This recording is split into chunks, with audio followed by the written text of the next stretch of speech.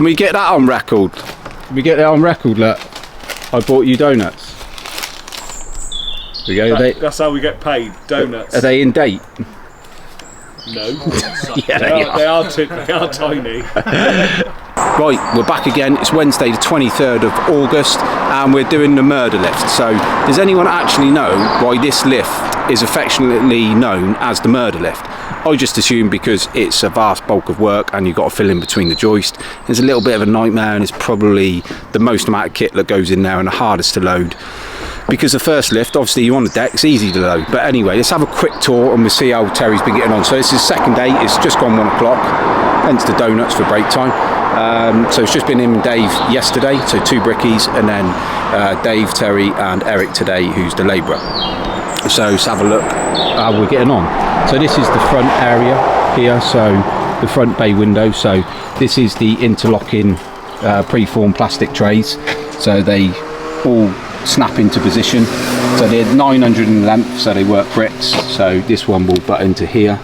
I'm not sure if you can quite see it, but the tray in there, the plastic preform tray that I showed in the previous video, is here, and then this tray meets it, and then you end up with a straight joint here, but this will be covered by the lead. So that stops water penetration coming in the side of the building, and the tray on the top stops downward water penetration.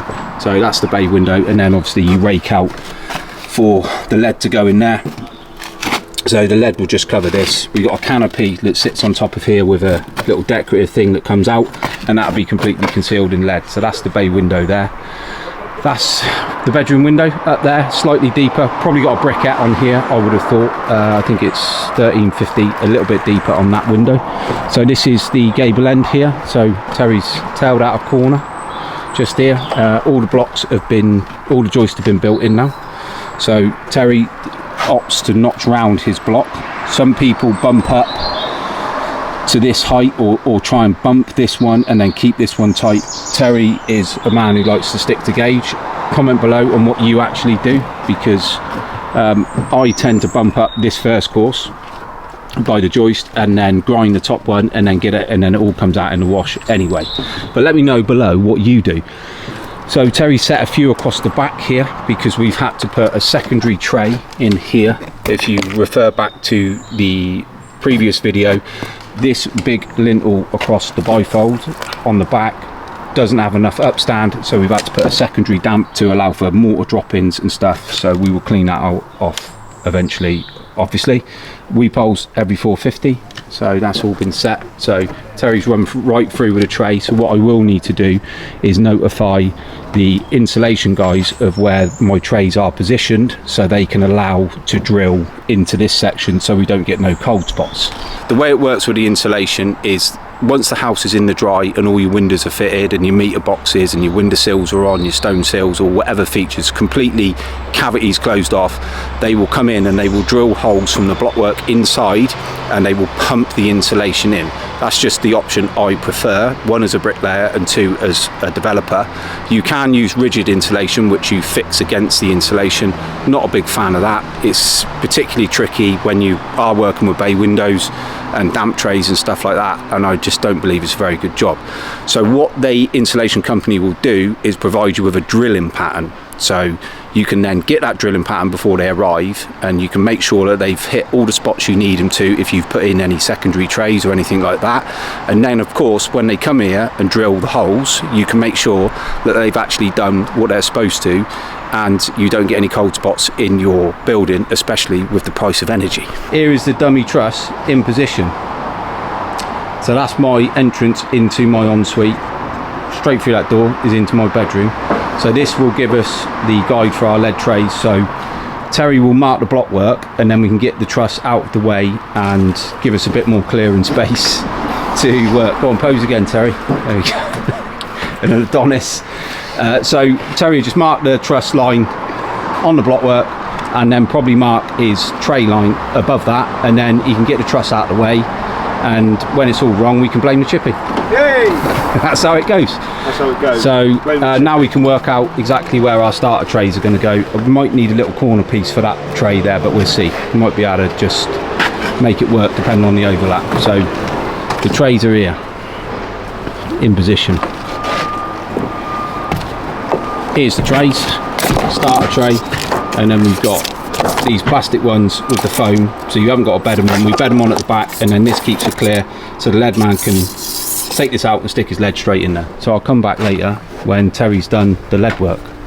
We'll put the trays in, should I say. Ready, mate? What I do here, which you might find useful, is the water I actually have delivered. So we've got a 1,000 litre water tank over there, and I ring up a company called Universal Tankers, and they come out and they deliver the water straight in the tank, pump it in. It's 75 quid for 1,000 litres plus the VAT. So it just saves you getting a water connection done if you're not ready for it. You can get a builder's supply put in if you want, if you're doing a particular big site, but there's no need here. So I've had 1, 2, 3, 4. I've had 4 water deliveries to date. So at £75 a shot plus the VAT, we obviously get the VAT back, but it's quite simple and an efficient way of getting it done, and you haven't got to use water bowsers or try and tap the neighbour up for a hose pipe or whatever. 1,000 litre water tank in a cage. Ring up Universal Tankers, depots across the country, and they will come and fill your tank for you. So but that concludes this little bit, and I will come back later on tomorrow when they are doing the step cavity trays on the garage abutment, because that'd be quite interesting to capture. And then third lift round will be round, and then we've got one more lift to plate and we'll be in the dry. So I'll get the trusses organised, they're already designed, I just need to cool them off, and then we're going to get a crane straight in the entrance, crane them straight up, have the chippies waiting, so the lorry will turn up with the trusses, we'll crane them straight up on the roof, and we'll be in the dry before you know it, just in time for the weather to turn bad, although it's been pretty rubbish all this year anyway. So right, I'll see you tomorrow when we check out the step cavity trays on the garage abutment. Right, it's Thursday the 24th of August and it's 4:02 and the murder lift is complete. Yes, one more lift and we're going to plate. How many days we got left, do you reckon, Terry, before the floor's got to be covered? It's closing in on us now, isn't it? What's that? Floor date? The flooring date. Wow, I reckon you've got 2 days and a load. 2 days and a load. Plate. 2 days and a load at plate. So Terry has now completed the third lift before he goes off for the weekend to go and see who? The big festival. We're watching Rick Astley. Rick Astley, who's actually one of my favourites, never going to give it up.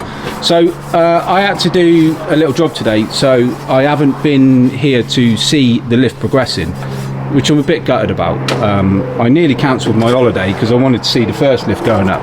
But as you can see, the trays are in now, going up the garage abutment. So this is obviously the door going into my bedroom, so this is my ensuite. So my ensuite is going to be in my garage, so effectively where the scaffold boards are is my ensuite, and that's the door that you will walk out of your ensuite into my bedroom. And so my bedroom is here where this truss is, for example. So all the block work is round now, up to window height. So that brick there is window height. That brick there at the front is window height, and we've got a slightly deeper window at the front there in that front bedroom. So I'm really pleased. So we've got some few lead trays in here as well. So if you're interested in lead trays, there's a product that I created on my Shopify account, which gives you a handy little guide on cavity trays and how to install them. Don't have to give it to Terry because he knows how to do them. So if we use these ones as well with the foam in. So then you bed them up behind this, and then the lead man can just whiz this out and put his lead in, and you know it's going to be the right depth, so like 20 mil. So it's looking really good. So I don't know how many man days this has been to get this far, but hasn't taken long at all, to be fair. And it's really looking like a big old lump of a house now, so really pleased. The trees are overhanging my plot significantly, so as this scaffold now goes up on this flank, I'll be trimming them back. So you can see now, I'll show you now how much they overhang. So you can see my boundary is, say, where this scaffold is, and you can see how much these trees are overhanging, but I'll soon whiz them down, and hopefully the farmer, we're going in talks to extend my boundary a bit further anyway. So let's have a look at the front, and we'll see the little bay window detail with the tray in. So I'll show you how it works now, like a completely concealed unit. So this is the completely concealed unit now. So this straight joint here is the upstand for the tray that you would have seen on the previous lift. I'll put a link on the screen now.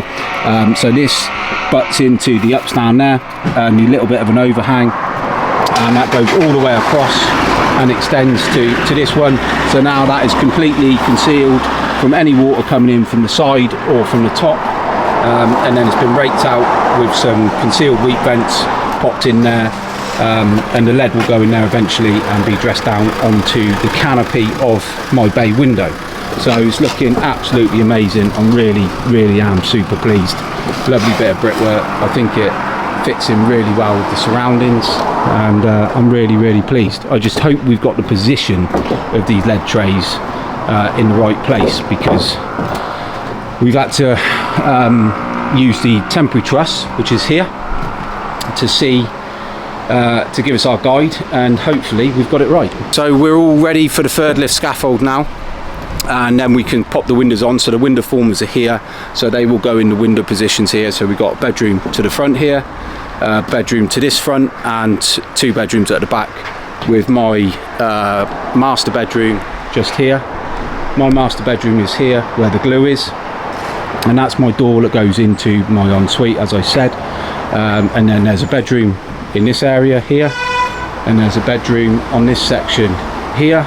Slightly deeper window on this bedroom here, and then this is also a bedroom.